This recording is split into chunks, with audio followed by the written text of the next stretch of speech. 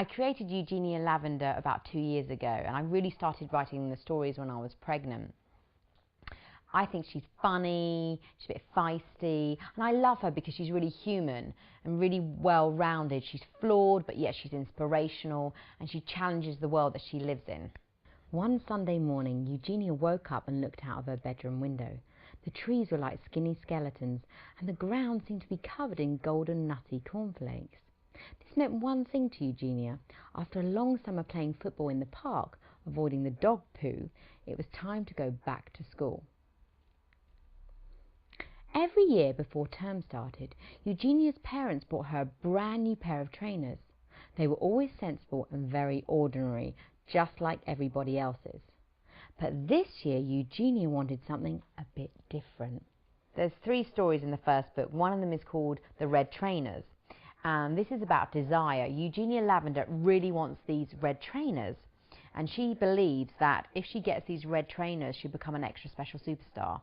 And of course, she goes on this journey and realizes that sometimes getting what you want isn't necessarily what you need.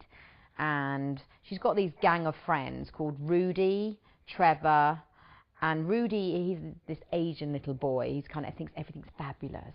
And you've got Trevor, who's a bit more about brawn rather than brains.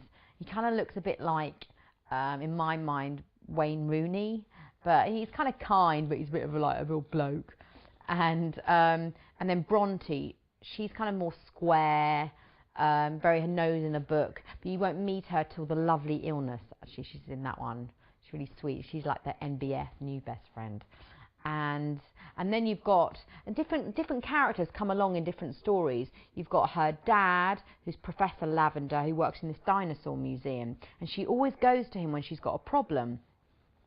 She does in Lovely Illness.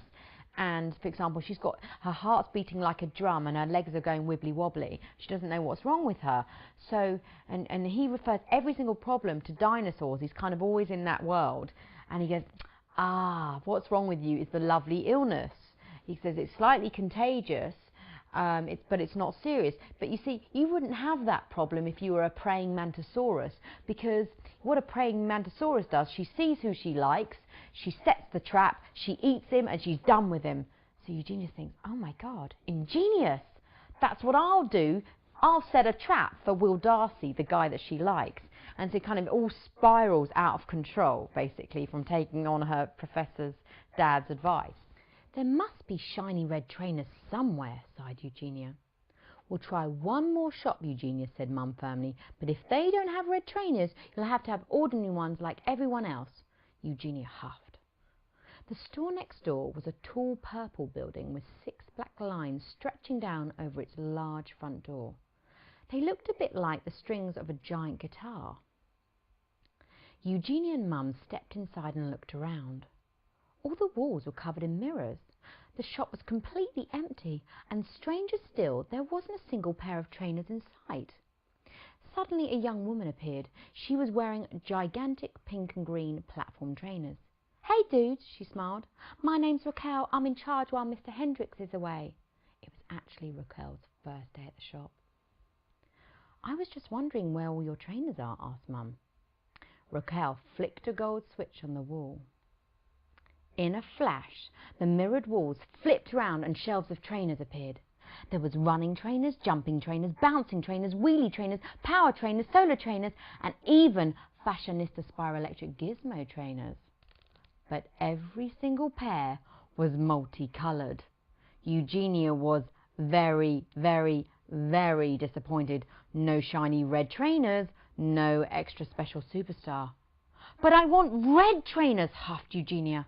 I'm sorry, said Raquel. We did have a pair of red trainers, but I sold them to a girl called Colleen about 2 minutes ago. She liked them so much she left the shop wearing them. No, screamed Eugenia, running outside. There are some special guest star appearances in the books. There's like Davy Bockham, who's a fantastic, cute little footballer that kicks the ball across the green. You just see him.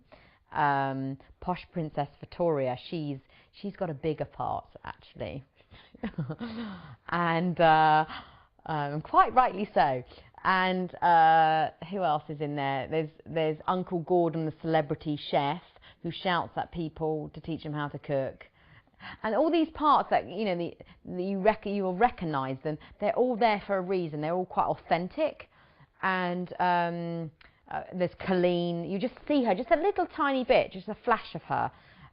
Some people have got bigger parts than other. You know, there's Van Gogh, Hendrix, Jimi Hendrix, they're shopkeepers. Monroe. Who else is in there? There's lots. They're just little splashes. So you'll just have to read it and see it. 10 minutes later, Ugenia burst through the front door of 13 Cromer Road. "Mum," she cried, "you're never going to believe this." Ugenia quickly told Mum everything. Ugenia then handed Mum the money that Raquel had given back to her. "Thank you," said Mum, smiling. "I'm glad it's all worked out." "Actually, there is one other thing I want," replied Ugenia with a very sheepish grin. Mum smiled. "So? Tell me what you want, what you really, really want." "I really, really, really want a purple fleecy hoodie." There's a little bit of me in Ugenia Lavender, if I'm really honest. It's the bit that I can't get away with in real life. For example, there's a moment where she calls up her mother on Good Morning Britain, and she demands to speak to her, and there's a voice saying, "I'm sorry, I can't put you through," and she's like, "Injustice!" slams the phone down.